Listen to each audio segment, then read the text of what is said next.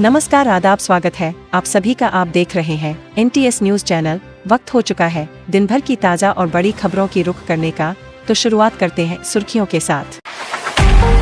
यूनुस सरकार ने शेख हसीना का पासपोर्ट रद्द किया, जुलाई हिंसा मामले में गिरफ्तारी वारंट भी जारी। दिल्ली चुनाव में कांग्रेस को साथ न लेकर आम आदमी पार्टी ने क्या भूल कर दी है। 5000 से अधिक विस्थापितों को आर्थिक मदद, CM बीरेन बोले अफवाह फैलाने वाले अपराधी नहीं बचेंगे। लखीमपुर मामले में अखिलेश, शिवपाल, चंद्रशेखर के बाद अब प्रियंका ने यूपी पुलिस पर उठाए सवाल, लगाए ये आरोप। साफ हो गया कि कांग्रेस अशोक गहलोत के बयान पर अरविंद केजरीवाल का तंज। कौन है ललन प्रसाद, MLC कैंडिडेट घोषित करना कैसे नीतीश का मास्टर स्ट्रोक कहा जा रहा। जी हां दोस्तों, एक एक करके सभी खबरों की जानकारी विस्तार से देंगे, मगर उससे पहले आपसे छोटी सी रिक्वेस्ट करेंगे दोस्तों, अगर आपको भी लगता है देश में होने वाले तमाम चुनाव EVM से ना होकर के बैलेट पेपर पर होना चाहिए, अगर आप भी हमारी बात का समर्थन करते हैं तो आप इस वीडियो को लाइक करके चैनल को सब्सक्राइब करें, और फेसबुक पर देख रहे तो लाइक, फॉलो और वीडियो को ज्यादा से ज्यादा शेयर कीजिए। और आप किस राज्य शहर से न्यूज को देख रहे कमेंट में जरूर बताएं। बांग्लादेश की यूनुस सरकार ने मंगलवार को जुलाई में हुई हिंसा की वजह से पूर्व प्रधानमंत्री शेख हसीना समेत 97 लोगों का पासपोर्ट रद्द कर दिए। बांग्लादेश की न्यूज एजेंसी BSS के मुताबिक इसमें से 22 पासपोर्ट जबरन गायब किए गए लोगों के हैं, जबकि शेख हसीना सहित 75 लोगों के पासपोर्ट जुलाई में हुई हत्याओं में शामिल होने के कारण रद्द किए गए। शेख हसीना का पासपोर्ट रद्द होने के कुछ देर बाद ही भारत सरकार ने उनका वीजा बढ़ा दिए। इससे साफ हो गया है कि भारत हसीना को बांग्लादेश डिपोर्ट नहीं करेगा। इससे पहले 6 जनवरी को बांग्लादेश के इंटरनेशनल क्रिमिनल ट्रिब्यूनल ने उनके खिलाफ गिरफ्तारी वारंट जारी किया।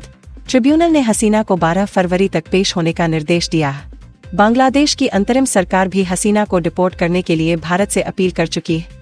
बांग्लादेश के इंडिपेंडेंट इंक्वायरी कमीशन के head major general Fazlur Rahman का कहना है कि अगर भारत शेख हसीना को डिपोर्ट नहीं करता है तो कमीशन उनसे भारत आकर पूछताछ करने को भी तैयार है।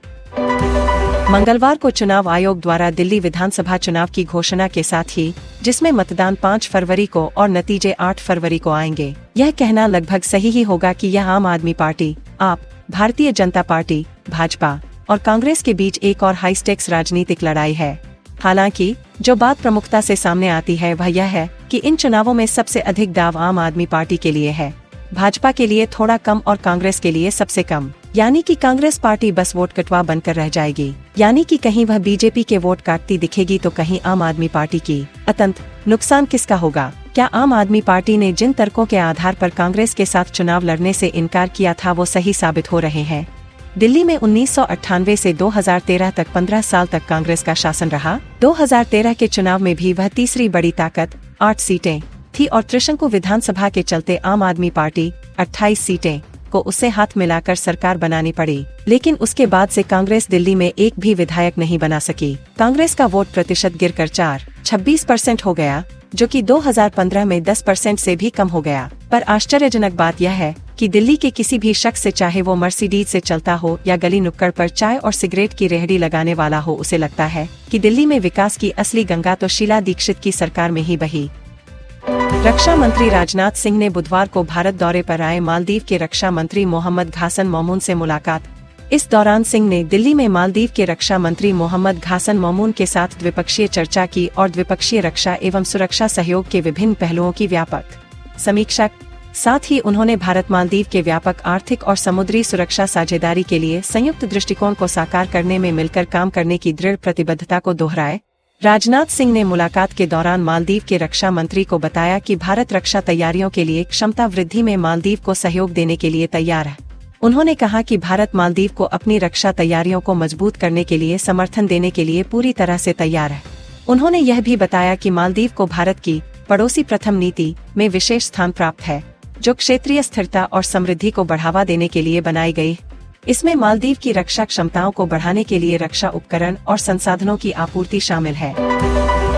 कर्नाटक के गृह मंत्री जी परमेश्वर ने बुधवार को कहा कि कांग्रेस के अनुसूचित जाति SC, अनुसूचित जनजाति ST के नेताओं, मंत्रियों और मंत्रियों की बैठक को सियासी कारणों से नहीं, बल्कि पार्टी महासचिव रणदीप सिंह सुरजेवाला के आग्रह पर स्थगित किया गया है। सुरजेवाला इस बैठक में भाग लेना चाहते थे, इसलिए बैठक को टाला गया। बैठक का मकसद SC/ST सम्मेलन की तैयारी पर चर्चा करना था, ताकि SC/ST समुदायों का समर्थन मजबूत किया जा सके। परमेश्वर ने बताया कि उन्होंने सुरजेवाला को बैठक में भाग लेने के लिए आमंत्रित किया है, जब भी बैठक हो, और इस बैठक के पीछे कोई राजनीतिक मंशा नहीं थी, नहीं छिपाने के लिए कुछ।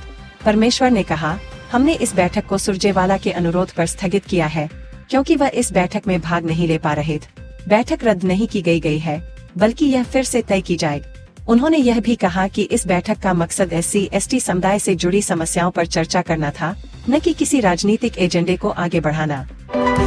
मणिपुर में पिछले साल मई में 2 समुदायों के बीच शुरू हुए हिंसे ने पूरे राज्य भर की रूपरेखा बदल कर रख। इस हिंसा के चलते राज्य भर में अब तक 250 से ज्यादा लोगों को अपनी जान गंवानी पड़ी तो हजारों लोगों को अपने घरों से बेघर होना पड़ा। इसी बीच बुधवार को CM बीरेन्द्र सिंह ने राहत शिविरों में विस्थापित लगभग 5,225 लोगों को 5,000 से 5,000 रुपए बांट, साथ ही अन्य 80 लोगों को 10,000 रुपए दी। CM बीरेन्द्र सिंह ने दी जानकारी। मामले में मणिपुर के CM N बीरेन्द्र सिंह ने कहा कि आज हम राहत शिविरों में रह रहे 5,225 विस्थापित लोगों को 5,000 से 5,000 रुपए वितरित कर रहे हैं। अन्य 80 लोगों को 10,000 रुपए दिए जा रहे हैं। लखीमपुर खीरी में सोमवार 7 जनवरी देर शाम को पुलिस हिरासत में गैंगस्टर रामचंद्र की पुलिस हिरासत में मौत हो गई थी। इसको लेकर परिजनों के जरिए पुलिस पर गंभीर आरोप लगाए जा रहे हैं।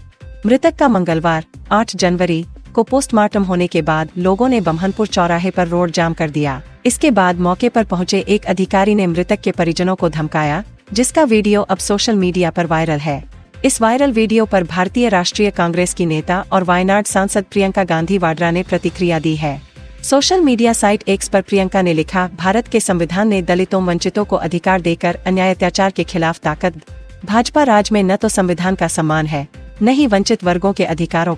वंचित समाज से आने वाले एक परिवार ने अत्याचार के खिलाफ सवाल उठाया तो भाजपा सरकार की पुलिस का व्यवहार देखिए। इससे पहले सपा चीफ और कन्नौज सांसद अखिलेश यादव, नगीना सांसद चंद्रशेखर और सपा विधायक शिवपाल सिंह यादव ने इस मामले में पुलिस पर आरोप लगाए थे।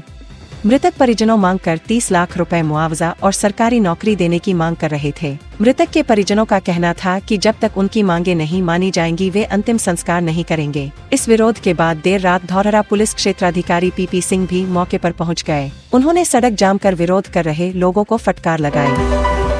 बांग्लादेश में पाकिस्तान आर्मी की एंट्री पर मोहम्मद यूनुस सरकार ने ऐसी बात कही है जिससे पाक PM शहबाज शरीफ को झटका लग सकता है।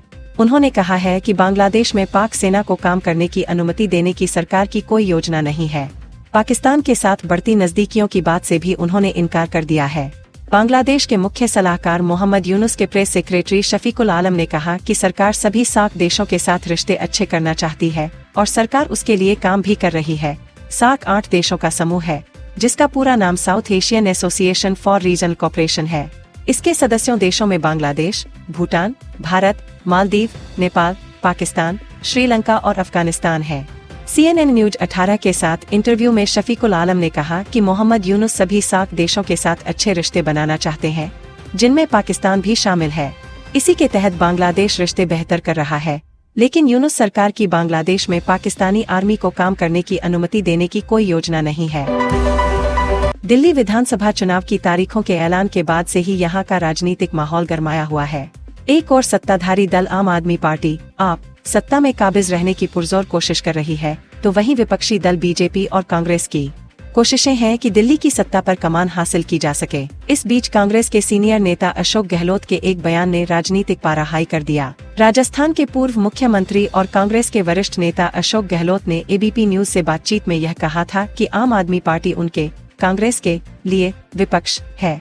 अशोक गहलोत ने कहा था, उनको आपको यह भ्रम है कि वह पहले जीत गए हैं, 2 बार तो आगे भी जीतेंगे, लेकिन मुझे इस बार दिल्ली का माहौल बदला हुआ लगता है। कांग्रेस बहुत बेहतर तरीके से कैंपेन कर रही है। मुझे यकीन है कि इस बार परिणाम अच्छे आ सकते हैं।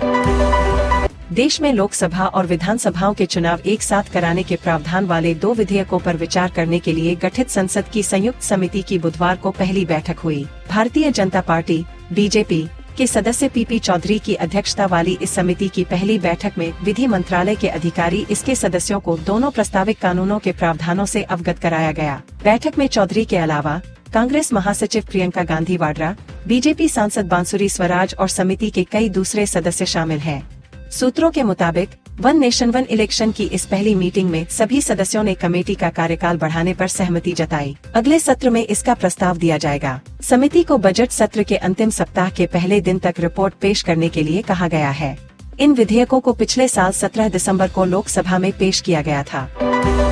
एनडीए की संयुक्त प्रेस वार्ता में जब जेडीयू उम्मीदवार के नाम की घोषणा जेडीयू के प्रदेश अध्यक्ष उमेश कुशवाहा और बीजेपी के प्रदेश अध्यक्ष दिलीप जायसवाल ने की तो सब चौंक गए। राजनीतिक हलके में चल रही अटकलों से अलग सत्ता पक्ष और विरोधी दोनों के लिए नीतीश कुमार की पसंद ललन प्रसाद को कैंडिडेट घोषित किया जाना हैरान करने वाला था। ललन प्रसाद धानुक जाति से आते हैं और यह जाति अति पिछड़ा समाज में आती है।